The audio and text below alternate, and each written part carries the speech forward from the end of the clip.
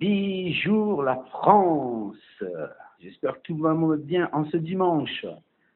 Alors en réponse à la très chère mère de mes enfants, il paraît que je me rends ridicule sur le net. Bon, mais je suis content d'être ridicule. Content. Si j'étais aussi ridicule que ça et que ridicule, vous ne seriez pas un bataillon à vouloir faire virer ces vidéos. Vous voulez faire en sorte que ces preuves filmées passent à la trappe, histoire de camoufler encore ce que vous êtes réellement, à savoir des personnes mauvaises, tout en essayant de continuer à essayer de me faire passer moi comme mauvais. Bon, encore ce soir, j'ai eu droit à des chuchotements de la mère à mes enfants pendant que je leur parlais au téléphone, dépêche-toi, raccroche le lyonnais, etc. Alors pour rappel, j'enregistre tous mes appels à mes filles, tous sont enregistrés. Et ces chuchotements-là apparaissent et sont entendus. Voilà.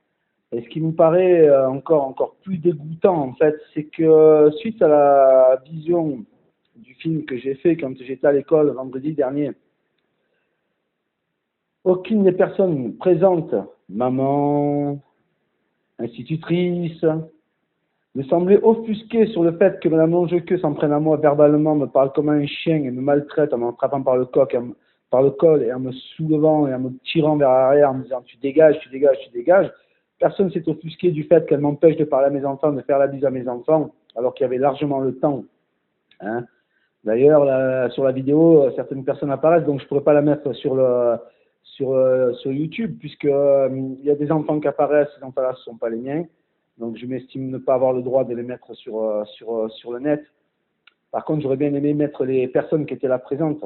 Elles étaient un moulon à être autour. Un moulon à regarder. Personne ne s'est offusqué, personne n'a bougé. Par contre, au moment où j'ai dit à la mère des enfants que c'est une porcasse, il faut voir la tête de toutes ces belles personnes. Alors je me demande, ces gens-là, parce qu'ils ne me connaissaient pas autre que par la bouche, à la langue hyper tendue de la mère de mes enfants, ce que ces gens-là savent ou pensent savoir de moi. Donc voilà, donc ça déjà c'est fait. Autre chose, il y a beaucoup de choses que j'ai pas encore mises sur le net, en film, etc. Alors j'attends encore un peu, parce que le 15 j'ai un rendez-vous important, hein, notamment par rapport aux insultes faites à un gendarme et faites aussi sur les vidéos, par rapport aux vidéos qui sont sur YouTube. Donc il y a certaines choses que j'ai pas encore mises sur YouTube. J'attends que le délai du 15, là dans la semaine, soit passé pour les balancer sur YouTube. Comme ça, la mère de mes enfants, ses amis procureurs, ses collègues gendarmes, ses amis de l'école et des services sociaux de Fort-Calquier pourront se rendre compte exactement de ce qui est, de ce qui se passe.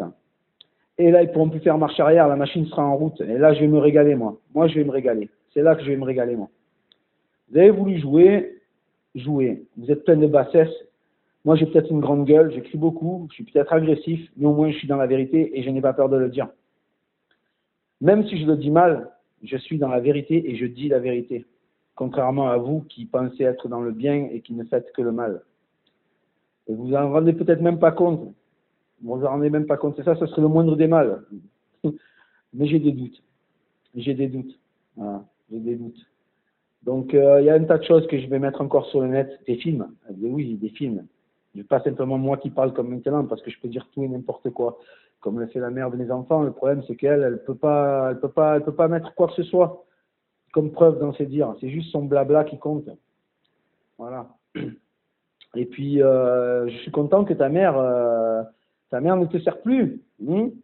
Ta mère n'est plus un faire-valoir pour pouvoir démissionner des termes où tu travaillais à Gréoux-les-Bains, hein, de manière à avoir des avantages pour pouvoir démissionner sur un boulot que tu débectais, que tu n'avais plus envie de retourner. Hein, comme le montage de la société bidon que tu as fait pour pouvoir prendre 2 années de création d'entreprise en congé de création d'entreprise. Rappelle-toi, je suis au courant, c'est quand même moi qui t'ai aidé là-dessus. Donc voilà. Tu te rappelles? Voilà. Maintenant, tu as réussi à avoir ton licenciement avec arrangement, tu touches ton chômage, alors que tu ne devrais pas le toucher puisque c'est une démission pure et simple. Mais maman, tu as fait pleurer tout ton monde. Maman est malade, il faut que je m'occupe d'elle. Maman est malade, il faut que je m'occupe d'elle. Et 6 mois après, tu la jettes dans une maison de repos parce que soi-disant, X ou Y.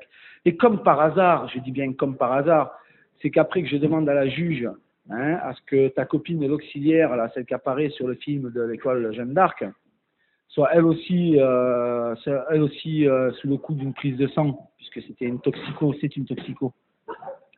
Puisque c'est elle aussi, c'est une toxico. Hein? Moi, j'étais un toxico, soi-disant. J'ai fait ma prise de sang le jour même. Négatif. Négatif, tu m'étonnes. Depuis quand je suis un toxico, moi? Juste quand ça t'arrange. Prise de sang, négative, n'est-ce pas?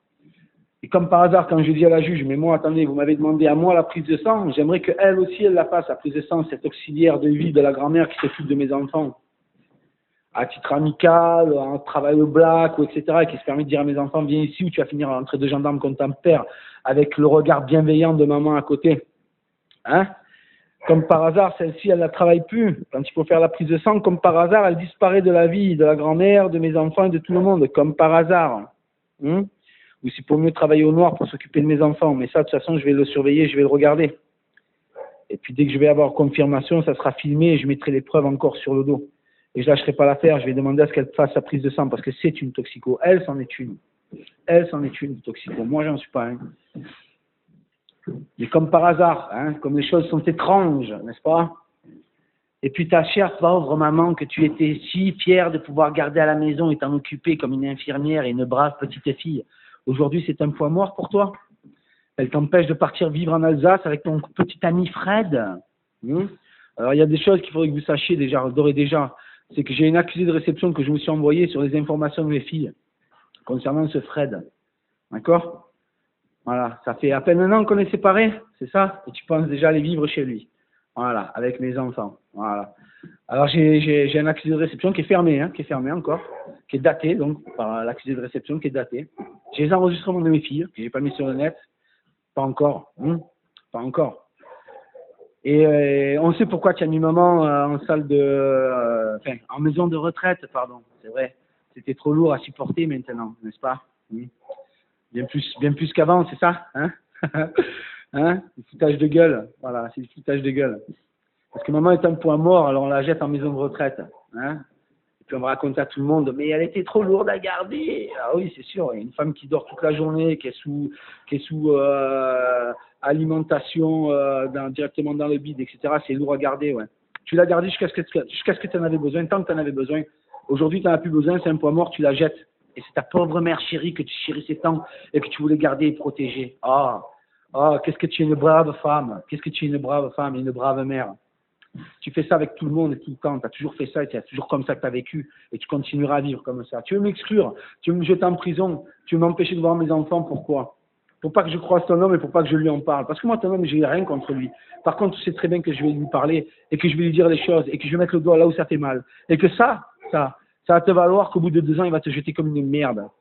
Ça, il va te jeter comme une merde parce qu'il va se rendre compte que ce que je lui dis est la vérité. Parce que tu ne sais pas faire autrement. Tu ne sais pas faire autrement. Tu cherches le bon pigeon, tu cherches la bonne retraite. Ça va pas durer longtemps, hein, dis-toi. Hein. Ça va pas durer longtemps. Hein. Ça va pas durer longtemps, dis-toi. Et il est fort peu probable que tu y arrives. Ça, c'est une promesse. Il est fort peu probable que tu y arrives. Parce qu'au vu de la loi, déjà, tu es en travers.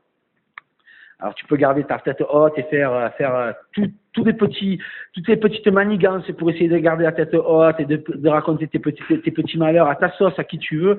Moi, je sais ce que tu es. Et je sais pourquoi ta mère est enfermée en maison de repos. C'est pas parce que c'était difficile à suivre. Non.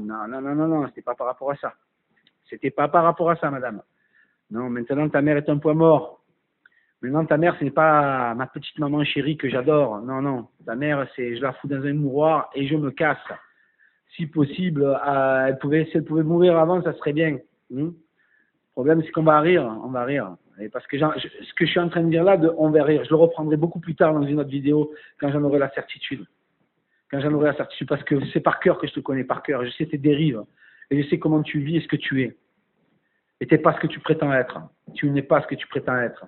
Alors, quand ta directrice de l'école, ton amie, celle qui t'a fait des papiers pour t'aider, quand tu as à ton ami, à l'assistante sociale, à tes amis, les gendarmes, à ton ami, le procureur, dis-toi qu'à un moment donné, ils ne pourront pas faire autrement que de dire, effectivement, hein, le gibier de potence avait raison, et de te tourner les dos, de protéger leur cul. Parce que rares sont ceux qui vont aller au bûcher à ta place, moi je te le dis. Hein. Ils vont être rares ceux qui vont vouloir aller au bûcher à ta place. Hein.